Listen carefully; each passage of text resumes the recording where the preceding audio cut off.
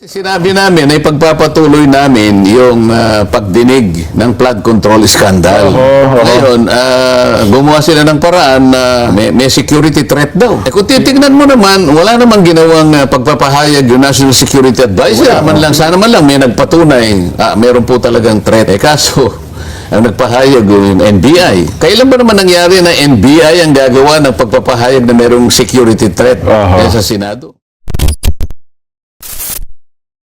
May watak-watak may paksyon-paksyon at may kanya-kanyang mga isinusulong na agenda. At saka, huwag ka na lumayo, Nelson. Apo. Kami lang sa Senado eh. Ayun nga. 24 kayo, saan ano? Mang iba pala bilang, 22. Ito ba talaga kayong final na bilang ngayon? Doon sa bilang lang, hindi ba kayo magkasundo eh? Dahil lamang sa politika. Yun. Dahil lamang sa kagustuhan na ibahin ang naratibo. Ang dami. Nagkakaisa sila sa araw pa naman ng kalayaan para pabulaanan nila na ang bilang ng senador sa ating bansa ay hindi na 24. Depende po sa... Meron akong nakita post ng isang mambabatas na nandun sa House of Representatives. Huwag na lang nating banggitin ang pangalan. Di na po. Pero alam ko, chairman yata ng isang committee yun. Ang sabi niya, abay, ang nakasulat dun of all its members. Sabi niya, ng lahat ng so miyembro. may binabanggit siya doon na doon ay ikinakapit yung majority.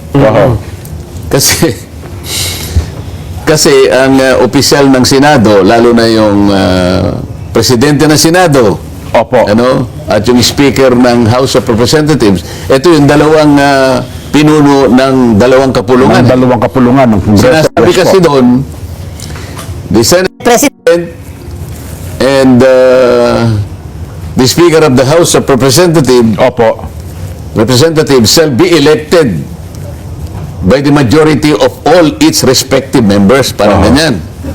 So, binibigyan nila ngayon ng isang pakahulugan yung of all its members. So, sinasabi niya doon sa kanyang vlog, o doon sa kanyang pahayag, sa kanyang post. Hindi sinabi kang 24 dyan. Sinabi lang of all its members. Para bang hindi... Balikan po ninyo yung Section 2, Article 6 ng ating saligang batas. Ang sinasabi po dyan, ang bilang ng mga senador ng ating republika ay 24. Ibig sabihin, hindi niya nabasa yun. Wala rin sinasabing 24 doon sa mismong kinukot niya. Wala doon. Pero tingnan mo yung Section 1. Magsimula ka doon. Kasi yung Section 1, the Senate. At saka yung House of Representatives. Sa Section 2, ang senador, sabi niya, ay 24. Ayun, karugtong pala. Bakit hindi niya nakita yun? Kasi kaya niya sinasabi yun, gusto nilang palabasin ngayon doon sa kanilang pinag-iisang konklusyon ngayon at argumento na nagsasama-sama na sila Kaya kanina, minabuti kong umpisa ng aking pagsasalita sa mga kulay ng watawat. Dito merong kulay pink, merong kulay berde, merong kulay pinaghalong shade ng berde at saka pink. Hindi ko maintindihan kung paano na tayo Kasi nga pinipilit nila na kapag ka ang isang senador ay kamukha ni Senador Bato ay nagtatago sa kadahilan ng alam na natin. At yung isa naman ay nakapiit ngayon. Dahil nga siya ay sinampahan ng demandang plunder at iba pa. Ang gusto nilang palabasin at gustong ipaunawa sa ating mamamayan, yung dalawang yon hindi na kasali. Yun, ang mabigat. Sa makatwid, hindi na 24, sabi nilang ganon, sapagkat yung isa na nakukulong, suspendido.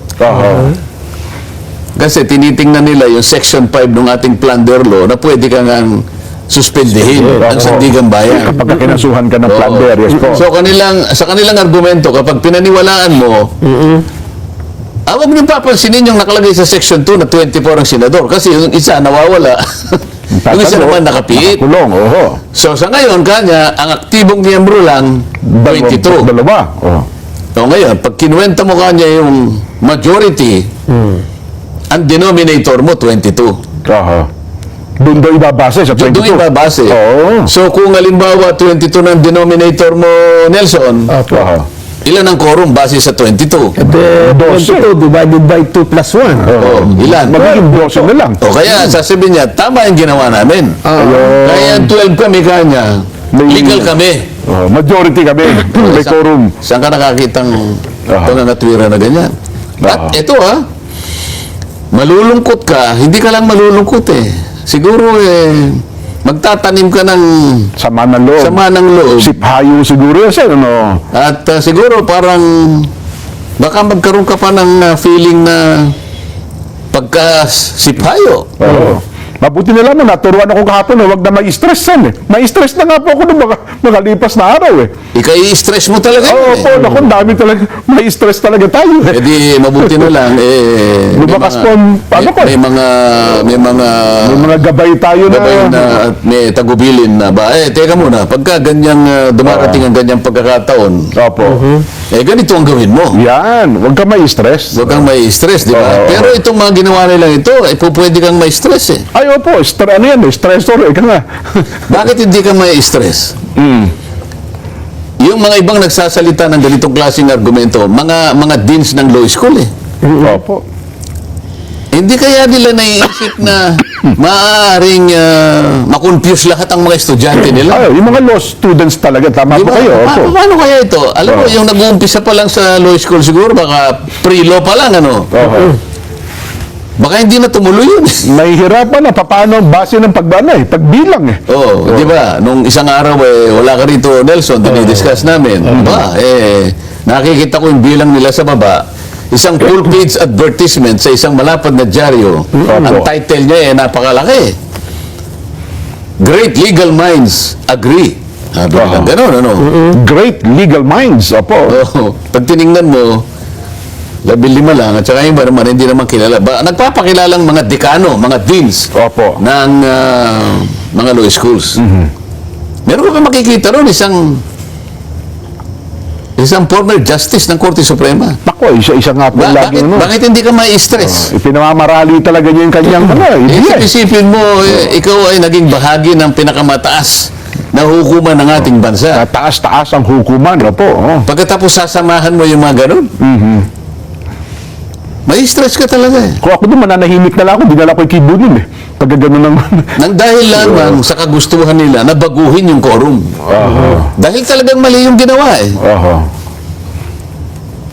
Yan ang tingnan mo, kanina pinag-uusapan natin. Lahat ng magsasalita tungkol sa kahalagahan ng araw na ito, gugunitain mo ang kabayanihan, kagitingan ng mga taong nagsipagbuwis ng buhay. At hindi ilan yun din, marami rin. Ay, opo naman, At totoo. matagalang pakikipagbaka ito, pakikipaglaban, alang-alang sa kasarinlan at kalayaan ng ating bansa. At isipin pa natin yung mga nagbuwis ng buhay sir, hindi po hirap lang Buhay talagang ibinuwis nila. Paano para kaya makamit yun? kung yun ay makapagsasalita lang? Oho. Ito ba kanya yung... Ito ba yung pinagbuwisan Ito ko ba ng yung buhay? pinagbuwisan namin ng buhay? Oho. Mas mahirap pag kinalagyan ninyo ngayon. Yung kasing mga ibang kinalaban namin, mga banyaga ito Mga foreigners ito opo, tama. na hindi nila alam ang kultura natin, pati yung kasaysayan ng ating mga kababayan. Dahil mga dayuhan sila Oho. Pero tayo na ito ngayon. Bakit ganitong ginawa ninyo sa ating bansa? Kapwa Pilipino, no? Di ba? Ang masakit pa doon, Sen, sa araw mismo ng kalayaan, naka-lockdown yata yung Senado, hindi ba? May lockdown Ginawa atang garrison. May lockdown, bawal pumasok, bawal lumabas. Kasi sinabi namin ay pagpapatuloy namin yung pagdinig ng flood control scandal. Oho. Hindi pa kami... Nabanggit kasi natin nung Monday, Sen, kaya... Tapos pinika bata sa news na mag-schedule ng pagdinig ng Webes. Hindi nila napakinggan yung bandang huling programa natin. Talagang may plano naman kasi. Oho. Ngayon, gumawa sila ng paraan na may security threat daw. Yes. Eh kung titignan mo naman, wala namang ginawang pagpapahayag yung National Security Advisor. Wala po. NICA, Intelligence Group, Wala man lang, sana man lang may nagpatunay, meron po talagang threat Opo. na nanggagaling po sa ganitong sektor. Ito po yung nakuha naming intel. Maliwanag naman na pinroses nila. Baka nga may konting, may sapat na ebidensya. Opo. Kaso, ang nagpahayag yung NBI. Paano man nangyari? Kailan ba naman nangyari na NBI ang gagawa ng pagpapahayag na merong security threat sa Senado? Pumunta nga yung isang kasamahan namin, nagpalitrato pa eh. Opo, tama. Sa background, pumunta sa foreground. Pati kasama yung mga usaa. Yung nakangiting nagpalitrato. Tahimik na tahimik. Nakikita ko yung Senado dahil walang tao. Kung hindi sila lang na nakangiti na akala ko sementeryo yung... Akala ko, bibigyan ng mga bayarin na punta. Anong security threat? Kinandado, pinadlock. Opo. Ito yung... Sa araw pa naman ang kasaysayan din. Sa araw ng kasarin lang. Kalayan. Napaka-importante, napakahalagang araw na sana'y tinatamasa natin yung bunga ng tunay na kalayaan. Paano, Nelson, kung yung hindi ka naman malaya doon sa kakayahan na magpahayag ka ng tunay na damdamin mo. Lalo na nga, yung kakayahang mag-imbestiga ka. Dahil yun ang hinahangad ng ating mga kababayan. Nagpunta ako sa Jensan. Sabi ko nga sa inyo, may kukwento ko. Dahil nga, yung mga kapuspalad na tinamaan ng lindol, pinakamalakas sa buong mundo, sa taong ito. 7.8 magnitude. So, ayan, meron pala tayong konting message sa mga kababayan natin. Anong kanilang sentimiento, Sen, sa itong mga nakausap nyo, Unang-una, kinumusta ko sila. Sabi ko, nakakalungkot po ang nangyari sa inyo, lalong-lalo na po sa panahon natin na napakarami po nating kinakaharap na problema. Nandito po ako para makumusta ko naman kayo. May dala po akong konting may tutulong sa inyo. Opo, pagtsaga-tsaga.